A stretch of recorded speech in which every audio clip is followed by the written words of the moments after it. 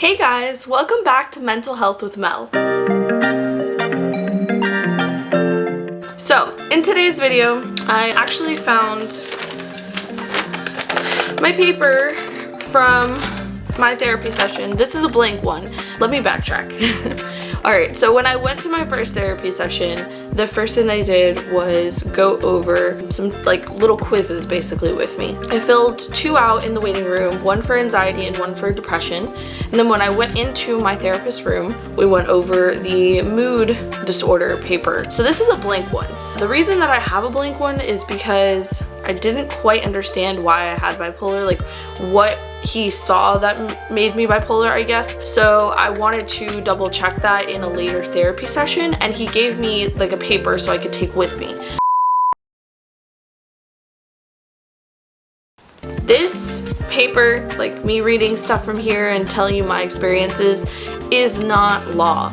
So I would say if you relate to these questions, if you would check them yes, maybe you should just go to therapy and see if you have a mood disorder.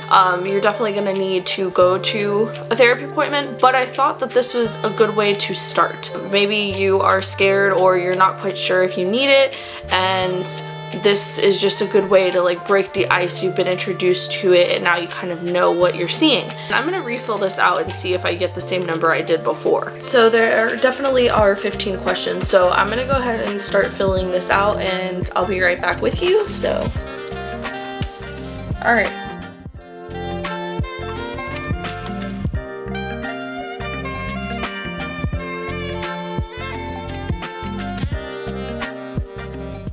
So once again, after filling out my form, I got a 12 out of 15. So what does that mean? Basically, if you got a 7 or higher, you probably have a mood disorder. That's what this paper is saying. After you fill this out, a therapist will go over your answers with you and start asking you, well, why did you check this off? Why did you check that off? And how is this affecting you? And how many times has this happened? Like, they'll start asking you questions to lead up. So it's not like this paper is law, because if you check something off that you think was a good example of this, but in reality it wasn't, it was just like a normal thing that people do, like a typical thing, then you wouldn't technically have like the full 7 or more to, you know, count as having a mood disorder. You might have something else, or you might not have anything. I didn't change my answers on this. Like, I actually remember, like, after reading all of them, I remember the 2 that I didn't like click off on or check off on. So this is like solid. This is what you've experienced, and you can get an idea of if you would like to go to a therapy session because of this test or any of the other ones, but this is the one that I have currently. So I wanted to read some of these to you guys and just maybe give some examples of why I checked these off. You felt so good or so hyper that other people thought you were not your normal self, and you were so hyper that you got in trouble. So this has been me for a while. So I don't like necessarily think that I get in trouble like in school or anything, because I am really shy and also just anxious in front of other people that I don't know. So I'm not like that normally in school, but I have gotten, you know, warnings at work for being overly talkative or just being kind of loud and just very hyper, mostly because I worked an overnight shift, so it was kind of annoying to people. And then at home, my parents are like, Melanie, like, what is up? Like, you're way too much. You need to calm down. Why don't you just go to your room and relax for a little bit? Like, they can't deal. So I definitely have that one for sure. Like, when I read that one, I was like, number 1, like, check, no questions asked, don't even have to think about it. And then I would also say, you had more energy than usual. That one was definitely the case. I would have really lows and really highs, and when my highs, I would have so much energy I just didn't know what to do with it. You were so irritated that you shouted at people or started fights and arguments. And that one, I've never gotten into an actual like fight, but I do get into arguments. Like, I am irrationally irritated and people will just send me off the edge, and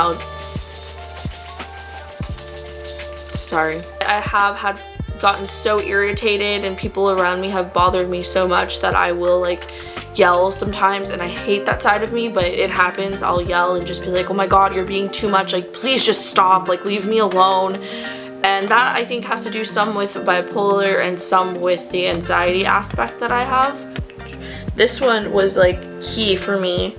You got much less sleep than usual and found that you really didn't miss it. When I worked an overnight shift, I probably slept like maybe 4 hours a day. And I was just cruising through the day. And then I started going to school in person. So I would sleep sometimes in between that period, or sometimes I'd have so much energy that I would just stay up. I'd go to school, I'd come home, I'd eat something real quick, I'd take a power nap for like 2 hours, I'd go to work again, and I'd just keep doing the cycle. And then on Wednesdays and Thursdays, like there were times that I did not sleep at all. I'd just go through like 48 hours with like an hour power nap that I took or something. That was very much a sign for me that there was something going on, because everyone else would just be like, how are you doing all of this? And I was like, I don't know, is this not normal? So those are some of the ones that I wanted to share with you guys. I don't want to go over like the whole entire list with you guys, just because I feel like some of this stuff is personal, and also just because I don't want to give you guys ideas of what could work. You know when you're doing this test. You don't have to think about it too hard. You don't have to try and find things and examples. Like you just know. You'll just check it off and be like, that totally sounds like me. So I wanted to share this with you guys, mostly just because I think it's really important that if you have a mental health disorder, you realize it and you get the help that you need. And sometimes that's difficult because there are so many different ones that it's like, well, I could just be a typical person that doesn't have anything going on, and this is just what being a person's like, because I've definitely played that card. But you know, if you watch my channel, if you fill out online questionnaires, if you do online tests to see if you have something, then you most likely have something, or you really are just trying to seek help and because you're going through a rough period or something, and you should still go to therapy. Even though I took this test about 4 or 5 months ago, or whenever October was, I still was able to get the same score with the same options. So it's not something that just you kind of guess on, you really know. So if you got a 7 or higher on this, I would seriously recommend you going to therapy. And if you're not convinced, fine, do more online tests, like that's completely fine.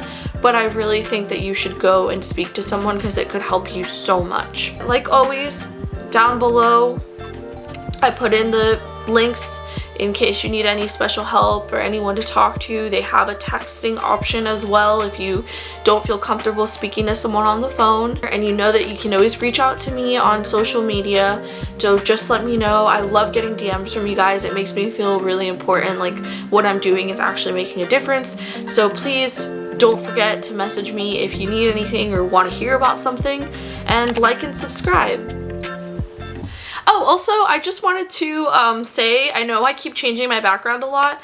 Well, I just got new nightstand tables and a new bed, and my room is like kind of smaller now, so I'm trying to figure out the best shooting spot. But yeah, so right now, this is what we got.